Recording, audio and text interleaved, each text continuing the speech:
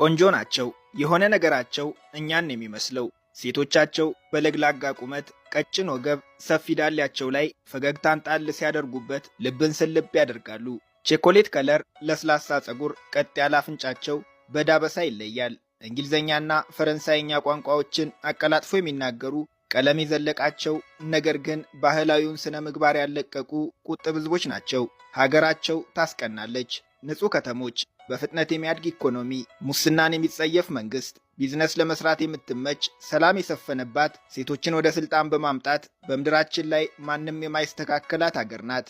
ስራ ስትሰጥ እንኳን ብሔር ዜግነት አትጠይቅምና ሆስፒታሎቿ በኢትዮጵያውያን ሐኪሞች ተሞልተዋል። ሩዋንዳ ሰፈር ሲበጠበጥ ሩዋንዳ ሆነ እያልን ያደግነው። መጋደላቸውን እንጂ መታረቃቸውም አልነገረን። ሲጋደሉ ሆቴል ሩዋንዳ የሚል ፊልም የሰሩልን የሆሊውድ ጠበብት መታረቃቸውን ባይነግሩንም ሩዋንዳ ግን ዓለማችን ላይ ሰላም የሰፈነባት የሕግ የበላይነት የሚከበርባት አገር ከሆነች ዓመታት ተቆጠሩ።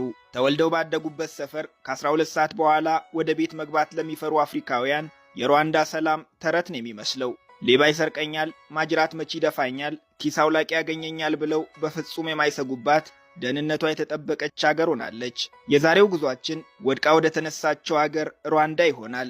አብራችሁን ቆዩ።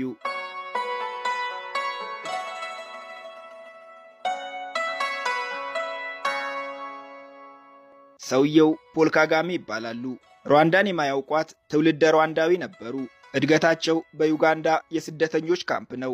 ጥቃትን ሽሽት ከቤተሰቦቻቸው ጋር ሀገራቸውን ጥለው የተሰደዱት ገና በጨቅላነታቸው በ2 ዓመት ዕድሜያቸው ነበር።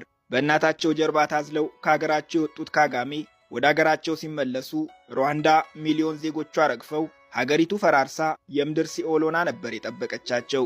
ቀጭኑ ሰውዬ ግን ከብረት የጠነከሩ ናቸው። በዩጋንዳ ያደራጁትን ጦር እየመሩ ሩዋንዳ ሲደርሱ የወደቀውን የሀገራቸውን ሰንደቅ አንስተው ዓለም አለማየት እስከማይችል ድረስ ከፍ አድርገው ሰቀሉት። የፈረሰችውን አገር አድሰው የተሰደደውን ዜጋ መልሰው አሳዳጁን ይቅር ብለው በ100 ቀናት ውስጥ ብቻ 800,000 ሰዎች የተገደሉባትን ሩዋንዳ የዓለማችን የሰላም ተምሳሌት ሲያደርጓት በጣት ከሚቆጠሩ ዓመታት በላይ አልፈጀባቸውም ነበር።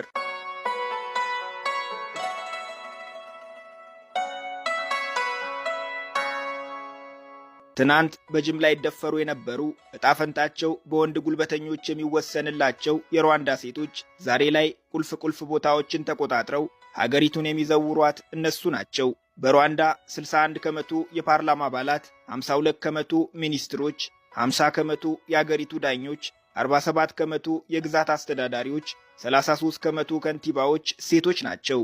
ይህንን ቁጥር